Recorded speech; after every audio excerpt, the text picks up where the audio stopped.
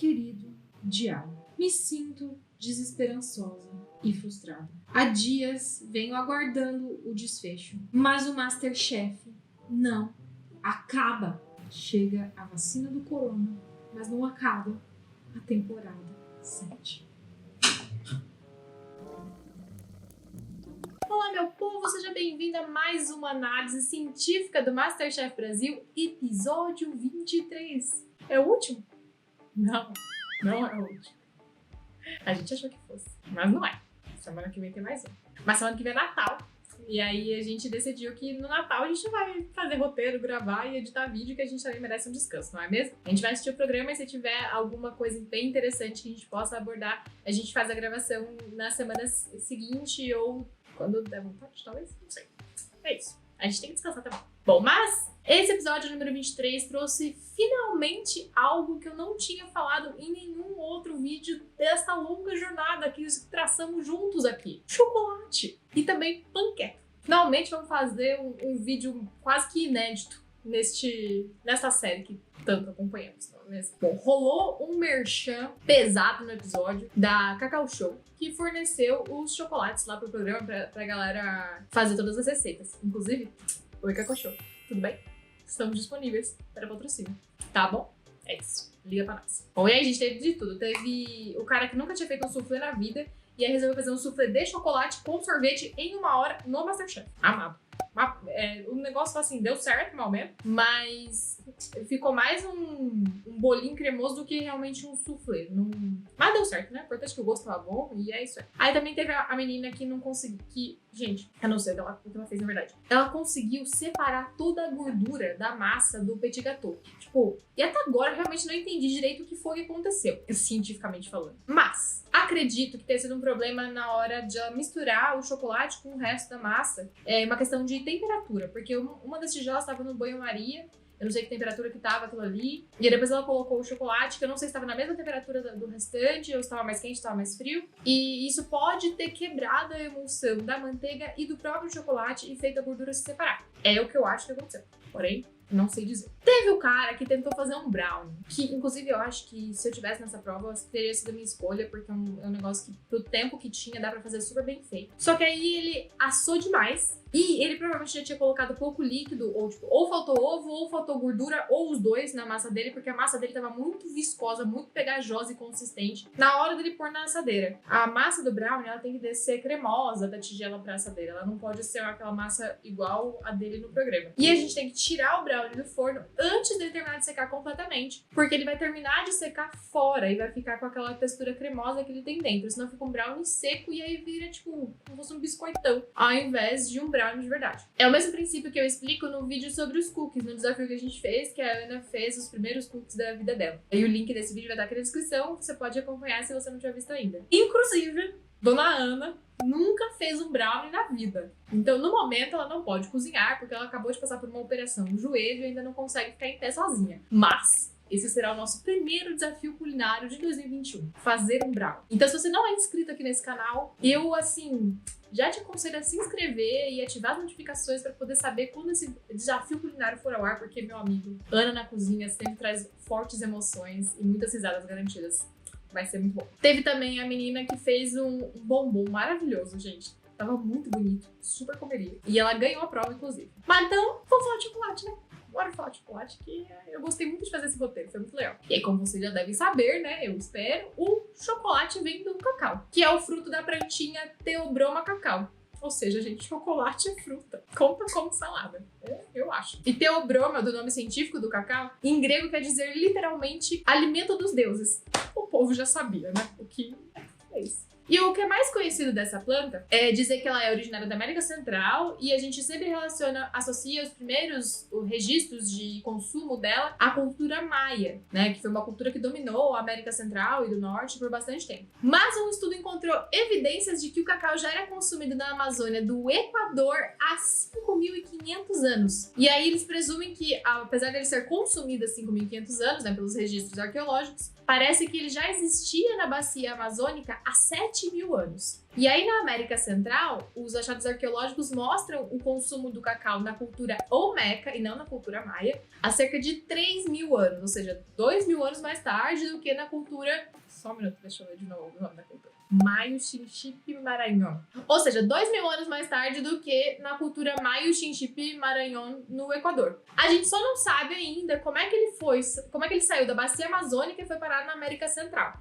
Mas, então, diferente do que se imaginava, o cacau tem origem amazônica e não centro-americana. De qualquer forma, os europeus ficaram tudo malucos quando invadiram tudo aqui e descobriram a bebida que os nativos consumiam e aí levaram-os para a Europa e de lá depois o cacau acabou se popularizando. Mas foi na invasão que eles descobriram o rolê. Bom, mas aí voltando pro cacau, ele é uma árvore meio catatauzinha, pequitininha. Eu acho tão fofinha. E aí os frutos, eles crescem até quase perto do chão, no caule inteiro. É muito legal. E o chocolate, ele é feito a partir das sementes da fruta, né? Que tem essa aparência quando ela é aberta. Então, tipo, você abre a fruta, é essa a cara que você vê. Essa gosma branca com as sementinhas dentro. E eu não sei se vocês já comeram essa polpa de cacau. Eu queria provar. Eu nunca comi essa parte branquinha. Dizem que é gostoso, que é docinho, mas eu tenho curiosidades. Só que aí, olhando essa gosma branca, viscosa, fica difícil imaginar como é que ela vira aquele chocolatinho que a gente tanto gosta, não é mesmo? Bom, aí eu vou te contar um negócio que eu descobri, na verdade, não faz muito tempo. Acho que foi ano passado. O chocolate, ele é um produto da fermentação. Então, sim, da mesma forma que o pão, a cerveja, o vinho e o iogurte, o chocolate é fruto de um processo de fermentação. É muito legal isso. Eu descobri isso através de uma série que tem na Netflix que se chama Cooked, que é baseada no livro que tem o mesmo nome, do Michael Pollan, que inclusive apresenta os episódios lá na série. E eu super recomendo, porque são só 4 episódios, são bem legais e vale a pena pra aprender e conhecer muita coisa da história, até da comida. É bem legal. Mas vamos entender como é que essa gosma branca vira o chocolate. Esse fruto do cacau, que eu não sei como é que chama em português, mas em inglês é o cacau pod, que é tipo a cápsula, né, do cacau. A fruta leva cerca de 5 meses para amadurecer por completo. E aí, quando ela já tá madura, os caras abrem, tiram as sementes, gosmentinhas, e elas vão ser fermentadas por cerca de 7 dias. Mas esse tempo de fermentação, ele pode variar de acordo com o tipo de cacau, né, com a planta. E aí vai de 3 até 9 dias de fermentação, dependendo da variedade de cacau que a gente tá tratando ali. E é nesse processo fermentativo que elas adquirem a cor do chocolate e também o aroma e o sabor mais próximo do chocolate que a gente conhece. Depois de fermentada, elas vão ser secas para tirar a umidade e depois disso elas vão ser processadas para poder virar o chocolate de verdade. Dá uma olhada como é que as sementes mudam ao longo do processo. Esse vídeo vai ter muitas fotos, Ana, me perdoa, mas é porque são muitas coisas muito abstratas de imaginar, então vocês precisam enxergar de verdade o que tá acontecendo. Essa é a gosma que chega logo depois que tira as sementes de dentro da fruta do cacau. Gente, você vê os caras tirando o negócio com uma faca desse tamanho, uma machete, como é que chama? Facão. E eles pegam um facão desse tamanho e fica batendo assim no troço pra abrir. Que desespero. Mas eles tiram tudo, chega nesse estágio assim, tipo, bem gosmento, eles colocam em umas caixas de madeira. E elas vão fermentar. Eu queria só mostrar essa bolinha de fermentação maravilhosa. Porém, agora eu olho pra essa imagem e eu vejo um ratinho branco de chapéu e eu não consigo mais desver isso. Mas enfim. E aí, ao final do 7º dia, que nesse caso eram 7 dias, elas já têm a cor de chocolate, já estão com um aroma muito próximo do chocolate. Então, esse processo de fermentação é maravilhoso porque é só pela fermentação que elas ficam assim. E aí o processo de secagem dessas sementes lembra muito o processo de secagem dos grãos de café. Porque você espalha num terreno onde elas possam ficar protegidas da chuva, espalha bem e vai mexendo para elas perderem toda a umidade. Essa secagem é importante para tanto evitar que se forme mofo nessas sementes, porque elas vão ser transportadas para as fábricas depois da secagem, quanto também para terminar o processo de fermentação. É ali que ele termina e todos os aromas finais são desenvolvidos. Aí, depois de secas, elas vão ser ensacadas e enviadas para a fábrica, onde elas vão passar pelo processo industrial que dá origem ao chocolate e aos derivados. Só que quando ela chega lá na fábrica, na verdade, a semente ela é como se fosse uma amêndoa. E aí, se você já viu qualquer tipo de castanha e amêndoa, tem uma casquinha, né? Então, tipo, a avelã, a própria amêndoa, a noz, o amendoim, todos eles têm uma casquinha. E aí a parte de dentro é a parte que a gente come. Com o cacau é a mesma coisa. Essa semente tem uma casca e o que a gente quer é o que tá dentro disso. Então, quando chega na fábrica, o primeiro processo que vai acontecer é a torra. Como se fosse um café mesmo, né? Acaba tendo uma torra ali. E essa torra serve tanto pra facilitar a tirada dessa casca, quanto pra desenvolver os últimos aromas que vão dar o sabor final desse chocolate. E aí a torra é feita por cada fábrica, porque inclusive o controle dessa torra vai dar aromas e sabores diferentes para esse produto de acordo com a temperatura, com o tempo de torra. Tem vários parâmetros que a gente consegue controlar ali. E aí os aromas são finalizados e adivinha qual é a reação química envolvida nesse processo.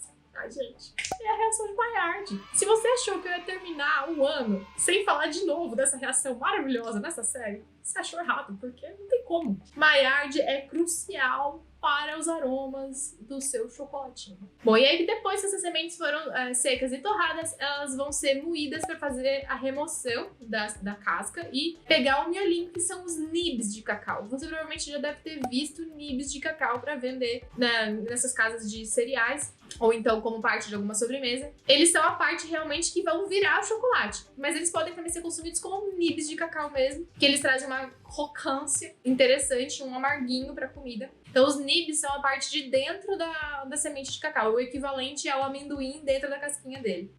Ou então eles vão entrar no processo de fazer o chocolate mesmo. O que vai acontecer? Aqui tem um ponto interessante, que cada chocolatier, né, que é o mestre chocolateiro das fábricas, tem uma mistura de cacau específica que eles fazem para cada receita de chocolate. Então eles usam nibs de cacau, de variedades de cacau diferentes. Podem ter, esse aqui tem mais acidez, ou esse aqui tem mais sabores frutados. E aí eles vão combinando em proporções diferentes esses nibs para até chegar no produto que eles querem. Então essas receitas são meio que segredo industrial, assim. E essas variedades entre cada tipo de cacau depende de onde ela foi cultivada, basicamente, além da própria espécie em si. Então, o tipo de solo, a quantidade de água, de sol, a temperatura, tudo isso vai influenciar. Bom,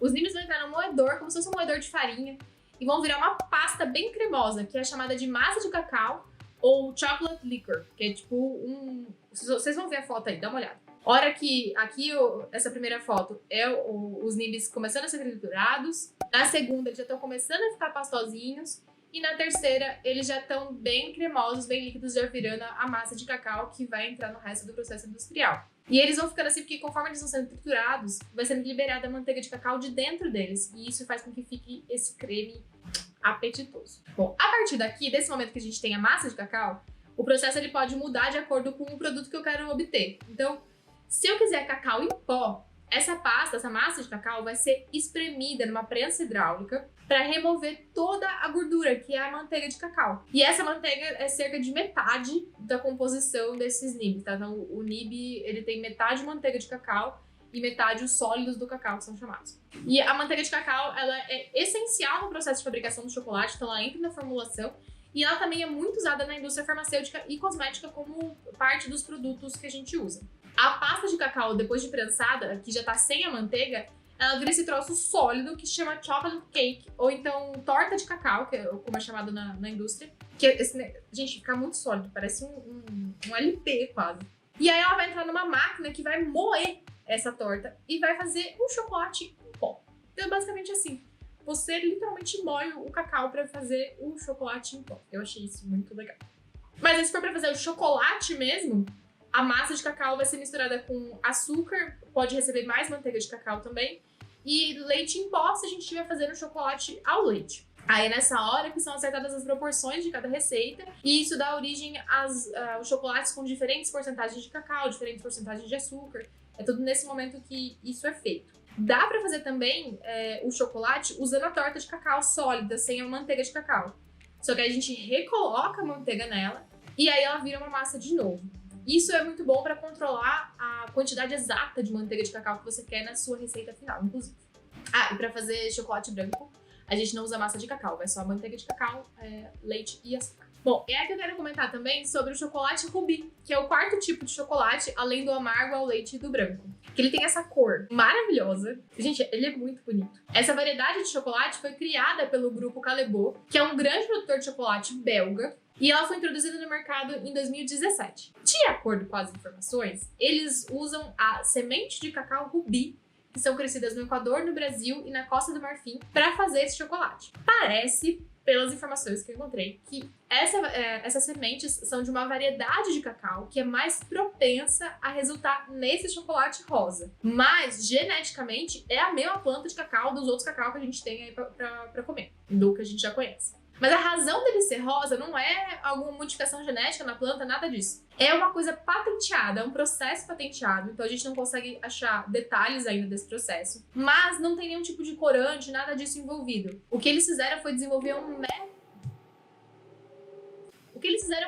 método de fermentação e tratamento das sementes do cacau que acabam deixando com essa cor rosa, que é resultado da presença de várias moléculas especiais da classe dos polifenóis, que são coloridas. Então, durante esse processo de fermentação diferenciado que eles criaram, são produzidas várias dessas substâncias que, além da cor, também dão um sabor diferente. Eu já comi esse chocolate puro e ele é adocicado e frutado. Ele tem quase o mesmo sabor de um chocolate com frutas vermelhas. É muito, muito gostoso. Eu amei esse chocolate, comeria muito dele, inclusive.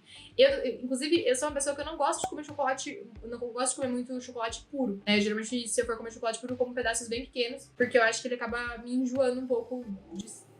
Oh, pai amado. Mas o chocolate rubi eu comi puro e amei, comeria ele puro pra sempre.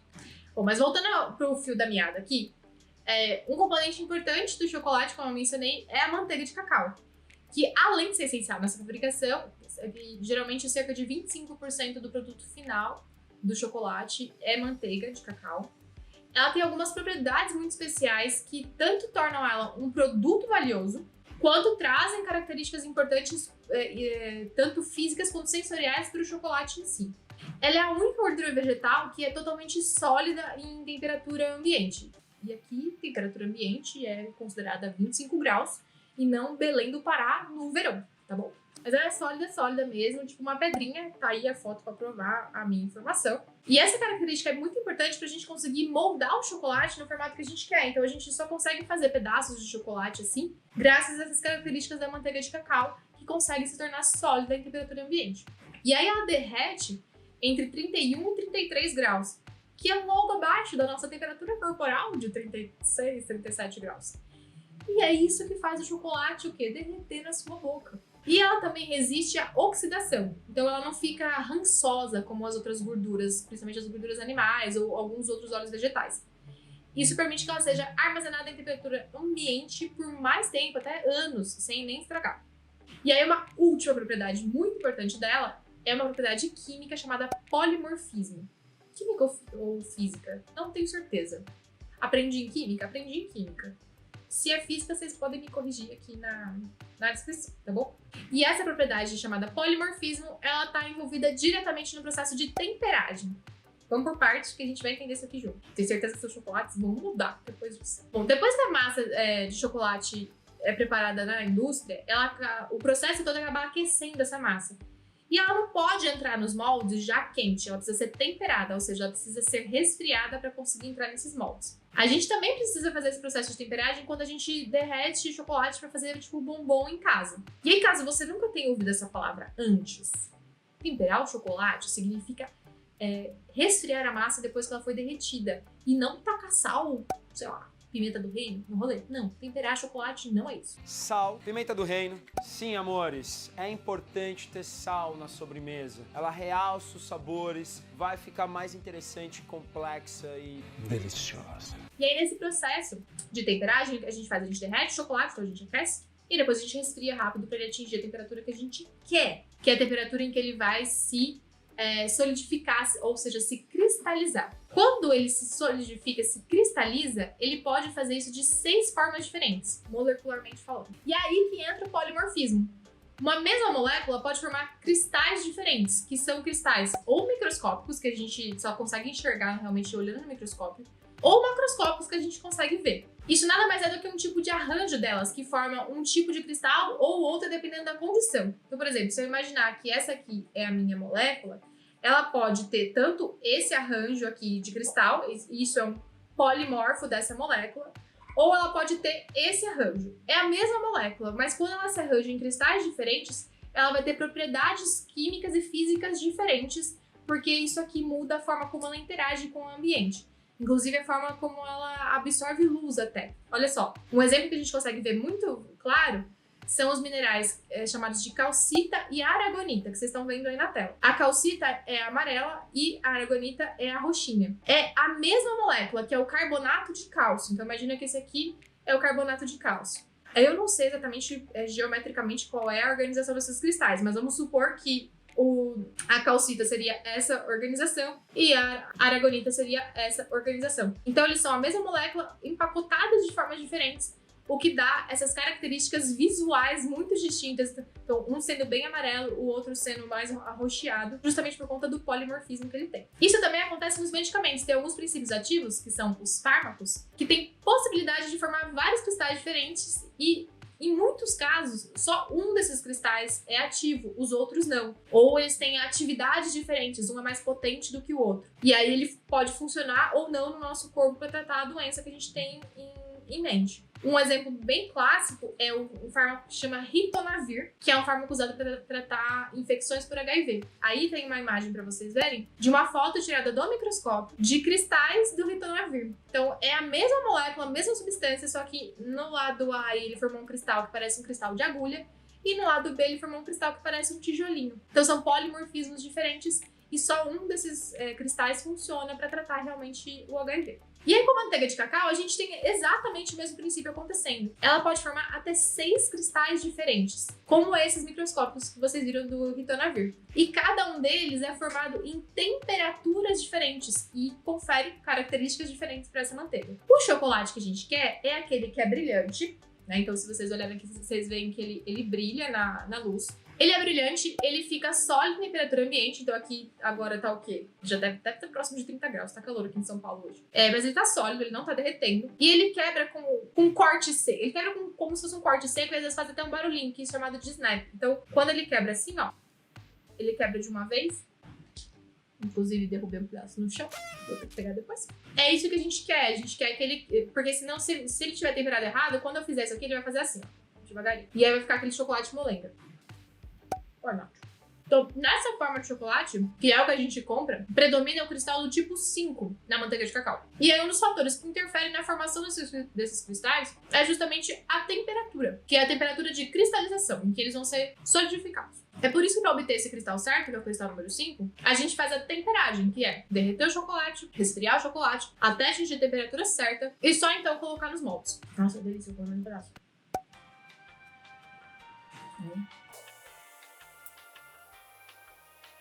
E aí, por quê? Quando eu derreto o chocolate, eu tô desfazendo todos os cristais. Então a manteiga tá entrando numa forma líquida, ela não tá sólida mais. Se não tá sólido, não tem cristal. E aí, quando eu resfrio, eu vou formar novos cristais. Então eu preciso controlar essa temperatura para formar só o cristal do tipo 5, que é o que eu quero. Isso basicamente significa pegar o chocolate que você derreteu, que vai estar entre 40 e 50 graus, e esfriar até chegar a 30 e poucos graus, que é a faixa de temperatura onde o cristal número 5 é formado, que é o que a gente quer. E eu falei 30 e poucos graus porque vai variar um pouquinho de acordo com o tipo de chocolate. Então no chocolate branco, na verdade, é 28 graus, no ao leite 29 e no meio amargo 31. Então, de acordo com o chocolate que você estiver trabalhando, você vai trabalhar nessa faixa de temperatura. O ideal é controlar com um termômetro mesmo. Tipo, aqueles termômetros de palitinho que você espeta na comida. Mas, se você não tiver, dá pra usar o seu lábio. Porque quando você terminar de derreter o chocolate, você pega uma gotinha e coloca aqui no seu lábio, você deve sentir ele quente. E conforme você vai mexendo, você vai fazendo esse teste, você vai colocando um pouquinho de chocolate no seu lábio. Quando você colocar e tiver uma sensação de frio, ele já tá bem próximo da temperatura certa. Na época que eu fazia chocolates e não tinha ainda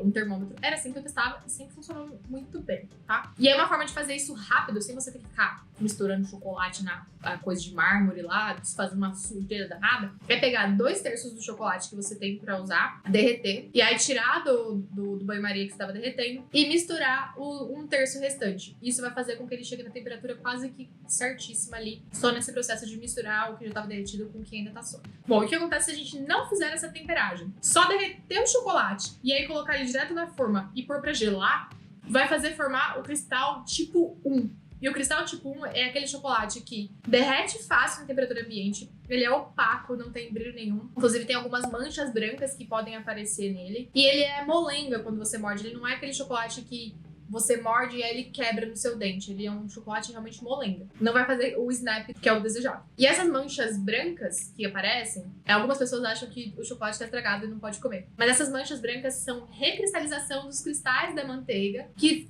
acontecem ali na superfície. E tudo isso é consequência da temperatura errada na hora de fazer ou de armazenar. Já deve ter acontecido com você de derreter um chocolate que tava na sua bolsa, na sua mochila, e aí quando você chegou em casa você colocou direto na geladeira pra ele endurecer de novo e você conseguir comer. Provavelmente na hora que você abriu a embalagem tinha umas coisas meio esbranquiçadas ali nele, que é essa recristalização na temperatura errada. Mas o chocolate não tá zoado, pode comer tranquilamente que ele não tá estragado, tá? Nossa, quanta coisa de chocolate. Vou até comer mais um. Só pra? Tá bem bom. Bom, e na segunda parte desse episódio eles fizeram panquecas. E é panqueca do tipo que a gente come aqui no Brasil mesmo. Tem aquela panqueca recheadinha, com molho e tal. E eu vou recomendar aqui pra vocês um episódio de um podcast que eu gosto muito, que é o Mente na Mesa. E esse episódio conta a história das panquecas pelo mundo. É muito legal. É o episódio número 69 do podcast Mente na Mesa. Inclusive, se você gosta de comida tratada de um jeito bem humorado, que eu imagino que seja, não é mesmo? Eu recomendo ouvir todos os episódios, que é muito legal. Eu ouço sempre, toda semana. Bom, e aí aqui não tem muito o que falar sobre ela, mas eu vou falar rapidamente da ciência envolvida no fazer o disco de panqueca perfeito. Que aqui no caso, né, é a massa. Todo mundo que já fez panqueca em algum momento na sua vida sabe que nem sempre o cozimento da massa sai perfeito. Algumas saem com buraco, outras saem muito grossa, outras finas demais que quebra, queima. E aí tiveram 2 físicos franceses que investigaram isso. Eles usaram, na verdade, o crepe, né, que é a panqueca francesa, e criaram um modelo matemático e chegaram a uma conclusão de como a gente deveria fazer para que a massa ficasse uniformemente cozida. Gente, tem ciência de tudo nesse mundo. Eu trouxe até minha frigideira aqui pra demonstrar. De acordo com esse artigo, o segredo tá no movimento que você faz pra espalhar a massa da panqueca na hora que você coloca na frigideira. Então você tem que colocar a conchinha de massa aqui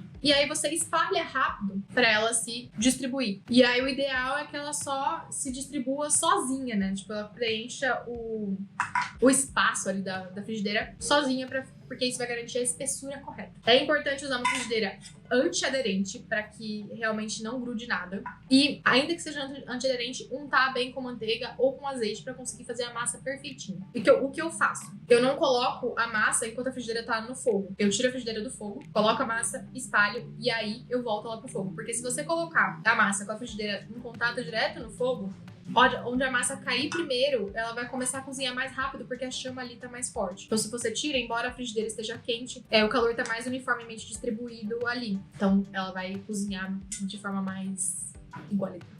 E aí, pra saber quando virar, você colocou a massa, a hora que ela ficar opaca, né, que ela não tiver mais nenhum brilhinho, ela tá boa pra virar e cozinhar do outro lado. Aí só com uma espátulazinha você vai lá e vira e cozinha. Bom, e aí uma receita básica de panquecas ou de crepes, que serve tanto pra crepe doce quanto pra panqueca ou crepe doce ou salgado. Vou deixar aqui na descrição, tá? Mas são 2 ovos, 1 xícara e 1/4 de leite, que são 280 ml, 1 xícara de farinha de trigo, 1 colher de sopa de manteiga derretida ou óleo vegetal e uma pitadinha de sal. Se você for fazer doce, coloca uma colher de sopa de açúcar. Bate no liquidificador ou na mão e tá pronto. É só fazer as panquecas. Eu já fiz com a massa descansada na geladeira, igual eles falaram no programa, e também já fiz com a massa sem descansar. E na prática eu não vi diferença na hora de fazer as panquecas. Então, se você tiver com pressa, dá pra fazer também tranquilinho. Bom, gente, é isso por hoje. Eu vou parar por aqui antes que a Ana reclame que o meu vídeo bruto tá com muito tempo. Bom, gente, como eu mencionei, na semana que vem tem outro episódio, porém é Natal, gente, e a gente vai dar uma descansadinha. Se tiver alguma coisa interessante, a gente aborda em um outro vídeo. E é isso. Foi um prazer essa jornada de MasterChef com vocês. Espero que vocês tenham se divertido. Espero que vocês tenham aprendido a cozinhar umas coisas melhor aí. Eu aprendi muita coisa. Tinha várias coisas que eu contei aqui pra vocês que nem eu sabia, eu descobri estudando pra fazer o roteiro. Foi muito legal. É isso. fiquem com nós. Ano que vem vai ter mais ciência da comida. Ciência e comida faz parte da minha vida. Eu tô devagando aqui, Ana. Você pode cortar o que você quiser. Eu não sei o que eu tô fazendo mais da minha vida. Eu tô só encerrando aqui. É isso. Eu vou encerrar logo antes que você brinque comigo. É isso, pessoal. Foi um prazer fazer essa série com vocês. Espero que vocês tenham se divertido, tenham aprendido, tenham gostado desse canal, tenham se interessado em ficar aqui e aprender outros conteúdos científicos. Espero que vocês tenham entendido como a ciência está cada vez mais presente na sua vida, muito mais do que você imagina, e de como ela pode ser divertida e contextualizada para você entender o que cada uma dessas coisas significa. Prometo muito mais conteúdo científico para vocês em 2021, que a vacina chegue, que a gente consiga dar uns rolê. É isso. Compartilhe esse vídeo com todo mundo que ama chocolate. E eu espero vocês o ano que vem. Beijo. Tchau. Ou então,